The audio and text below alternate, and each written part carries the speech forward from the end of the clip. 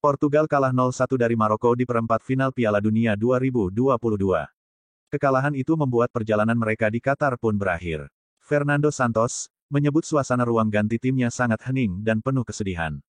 Santos, yang membawa Portugal meraih kemenangan di Euro 2016, juga mengatakan dia hancur setelah timnya tersingkir dari Piala Dunia. Cristiano Ronaldo adalah pemain yang paling terpukul atas kegagalan ini. Maklum saja, ini menjadi Piala Dunia terakhirnya. Ronaldo akan pensiun dari tim nasional setelah ini. Ada penyesalan besar di hati Ronaldo, karena dia tak bisa berbuat banyak untuk timnya. Dalam laga melawan Portugal, CR7 turun dari bangku cadangan pada menit ke-51. Terima kasih kepada semua pendukung. Kami yakin, karena kerja keras, kegembiraan, motivasi dan kualitas, kami bisa mencapai final dan membawa kegembiraan besar bagi rakyat Portugal. Itulah yang kami inginkan, katanya. Performa apik Rashford menarik perhatian tim-tim top Eropa. Banyak klub yang dilaporkan tertarik untuk merekrut pemain timnas Inggris itu di tahun 2023 nanti. Sport mengklaim bahwa Barcelona jadi salah satu klub yang mengagumi Rashford. El Blaugrana dilaporkan bakal mencoba merekrut sang striker di tahun 2023 nanti. Menurut laporan tersebut, Barcelona sangat serius ingin mendatangkan Rashford di tahun 2023 nanti. Kontrak Rashford di Manchester United akan habis di musim panas tahun 2023. Sejauh ini belum ada tanda-tanda sang pemain sudah menyepakati kontrak baru di Old Trafford. Menurut laporan yang beredar, Manchester United tidak akan membiarkan Rashford pergi secara gratisan. Mereka akan mengaktifkan perpanjangan kontrak sang pemain selama 1 tahun sembari memberikannya kontrak jangka panjang. Chelsea dikabarkan masih mempertimbangkan untuk memboyong bek kanan Kroasia yang bersinar di Piala Dunia 2022, Josip Juranovic. Namun Azpilicueta sudah menua dan kontraknya segera berakhir. Jadi Chelsea pun mereka merasa harus mendatangkan bek kanan baru. Beberapa pemain masuk dalam daftar belanja Chelsea. Salah satunya adalah bek Celtic, Josip Juranovic. Namun setelah itu kabar ketertarikan The Blues pada Juranovic menguap begitu saja. Chelsea malah santer digosipkan dengan pemain di pos-pos lainnya seperti gelandang dan penyerang. Kabar itu diklaim oleh jurnalis bernama Simon Phillips, via Sportsmole. Namun Simon juga menyebut jika memang Chelsea berniat merekrutnya dalam waktu dekat, mereka mungkin akan menemui kendala. Sebab klub Skotlandia itu kemungkinan masih enggan melepas salah satu asetnya yang paling berharga. Selain itu Juranovic juga masih terikat kontrak hingga 3,5 tahun ke depan dengan Celtic. Liverpool dikabarkan sudah membuka pembicaraan dengan Benfica untuk membahas transfer Enzo Fernandez. Rekan Lionel Messi di timnas Argentina itu sudah menarik perhatian sejak ia masih bermain di River Plate. Benfica kemudian berhasil memboyongnya ke Eropa pada musim panas 2022 kemarin. Ia diboyong dengan harga 10 juta euro plus 8 juta euro dalam bentuk add-ons. Enzo sekarang dikontrak sampai tahun 2027 oleh Benfica. Liverpool kini disebut juga serius ingin mendatangkan Enzo Fernandez dari Benfica. Menurut laporan Rekod, mereka bahkan disebut sudah bergerak cepat untuk menghubungi dan membuka pembicaraan dengan klub Portugal tersebut guna membahas kemungkinan transfer Enzo. Liverpool sendiri tampaknya tak akan mudah bisa mendatangkan Enzo. Kabarnya Benfica mematok harga minimal 100 juta pounds bagi pemain 21 tahun tersebut. Namun Madrid disebut enggan memenuhi permintaan harga dari Borussia Dortmund yang mencapai 150 juta euro.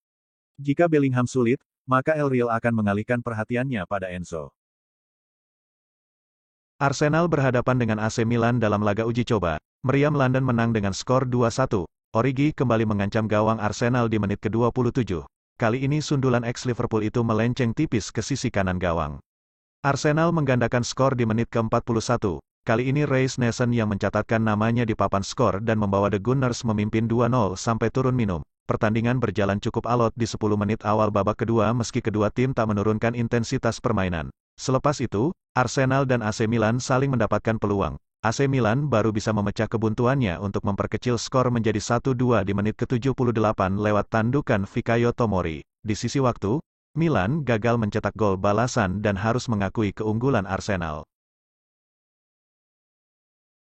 Kroasia seperti diperlakukan tidak adil. Meski berstatus finalis Piala Dunia 2018, Kroasia datang ke Piala Dunia 2022 hanya dengan status tim kuda hitam. Sejak edisi terakhir, Kroasia tak sedikit pun mendapatkan kepercayaan dari publik untuk bisa mencapai 4 besar. Kroasia kemudian menumbangkan semua prediksi tersebut, bahkan melampauinya.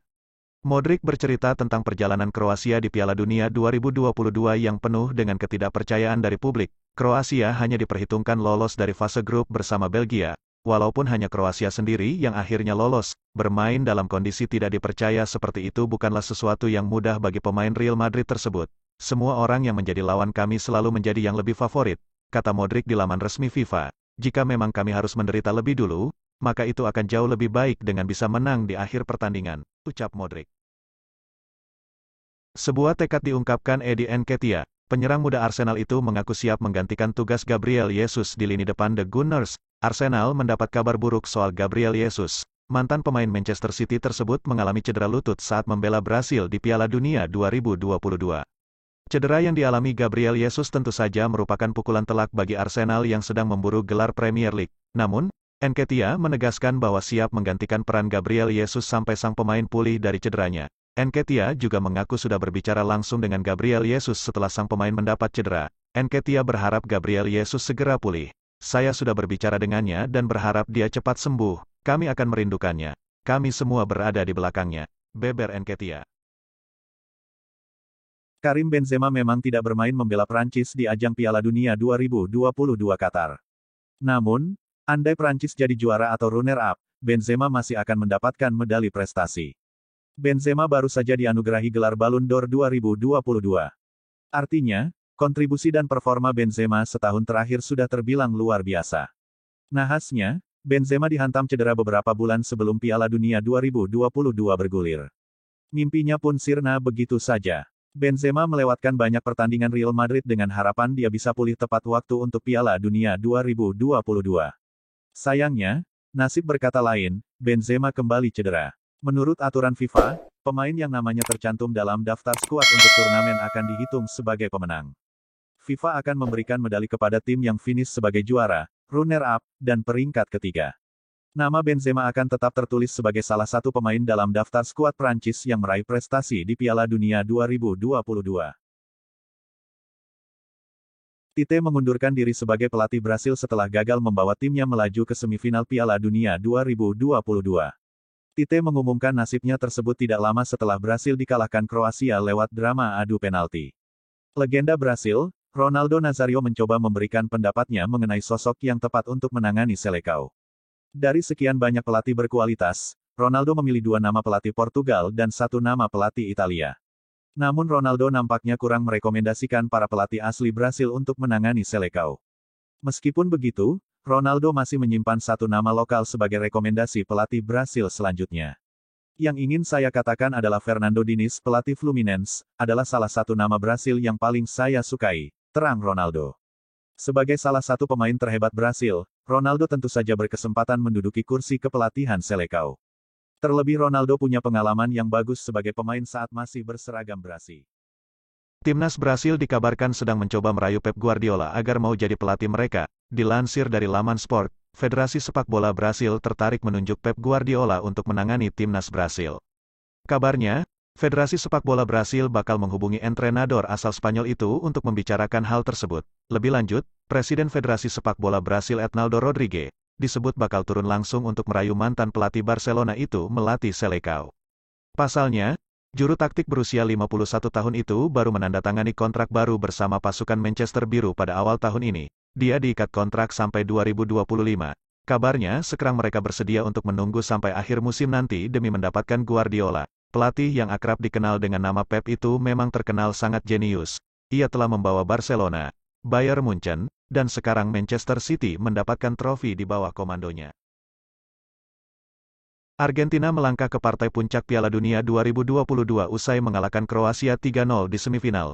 Ini menjadi final ke-6 sepanjang sejarah bagi Albiceleste. Lionel Messi membuka skor Argentina lewat tembakan penalti di menit ke-34. Argentina mendapat penalti semenit berselang. Julian Alvarez yang menerima umpan terobosan dari tengah lapangan jatuh di kotak penalti usai bertabrakan dengan Livakovic. Wasit Daniel Orsato tak ragu menunjuk titik putih. Kroasia berupaya mengejar ketinggalan, namun kesulitan untuk sekadar menciptakan peluang. Vatreni malah kembali kebobolan di menit ke-69. Julian Alvarez dengan sigap menyambar bola tanpa bisa dihalau pemain Kroasia manapun. Livakovic hanya terpaku melihat gawangnya bergetar untuk ketiga kalinya. Skor 3-0 bertahan hingga usai, memastikan Argentina lolos ke final Piala Dunia 2022. Cristiano Ronaldo dicadangkan saja vs Swiss di 16 besar Piala Dunia 2022. Media Portugal, A Bola, membuat survei tentang Cristiano Ronaldo menjelang duel kontra Swiss di babak 16 besar Piala Dunia. A Bola membuat survei dengan mengajukan satu pertanyaan. Apakah Cristiano Ronaldo perlu dimainkan sebagai starter pada laga selanjutnya melawan Swiss di 16 besar Piala Dunia, tulis A Bola. Media tersebut telah mengungkapkan hasil surveinya. Ternyata, 70% dari responden menjawab sebaiknya Ronaldo duduk saja di bangku cadangan pada laga melawan Swiss. Hasil survei tersebut jelas menjadi pukulan keras bagi Ronaldo. Bagaimanapun, dia adalah kapten timnas Portugal. Sportbible.com merilis starting C yang berisi para pemain dengan penampilan terburuk sepanjang babak grup. Cristiano Ronaldo masuk ke zona tersebut setelah tampil tak memuaskan bersama timnas Portugal sepanjang laga grup H. PSG dikabarkan siap menjadikan Marcus Rashford sebagai salah satu pemain dengan gaji tertinggi di dunia jika ia bersedia pindah dari Manchester United. Rashford adalah pemain didikan Akademi United. Ia pun diharap bisa jadi ujung tombak kebanggaan fans Setan Merah. Kabarnya United ingin memperpanjang kontrak Rashford. Akan tetapi mereka belum berhasil meyakinkan pemain Inggris itu agar membubuhkan tanda tangannya. Kabar ketertarikan tersebut kemudian dikonfirmasikan oleh Presiden PSG, Nasser Al-Khelaifi. Mendatangkan Rashford di musim panas nanti kepada Sky Sports News. PSG disebut siap menggodanya dengan gaji sebesar 850.000 pounds per pekannya. Jika dikonversikan ke rupiah, ia akan mendapat bayaran 16 miliar per pekannya. Manajer Manchester United Erik ten Hag sebelumnya sudah angkat bicara soal masa depan Marcus Rashford. Ia menyatakan ingin memperpanjang masa kerja Rashford di Old Trafford. Kami berbicara dengan mereka untuk memperpanjang kontrak, tetapi kami memiliki kendali karena kami memiliki opsi pada semua pemain dan kami akan menggunakan opsi itu, kata ten Hag, via Sportsmole. Nasib kurang baik dialami striker Chelsea Armando Broja. Sang pemain dikabarkan mengalami cedera lutut serius dalam laga uji coba melawan Aston Villa. Broja mengalami cedera lutut dan menurut laporan cederanya tersebut cukup serius. Graham Potter terlihat khawatir dengan kondisi pemain asal Albania tersebut. Itu hanya tindakan yang tidak menguntungkan. Ia terjebak dengan pemain mereka dan lapangan. Kata Potter di situs resmi Chelsea, saat ini tidak terlihat positif, tetapi terlalu dini untuk mengatakannya. Semoga baik-baik saja tapi itu cukup menakutkan. Pada kesempatan yang sama, Potter juga memberikan penilaian terhadap performa Chelsea. Meski kalah, dia menilai The Blues sudah bermain bagus, itu adalah pertandingan yang bagus dan performa yang bagus dari tim muda yang bermain melawan tim Premier League yang sangat berpengalaman, lanjutnya.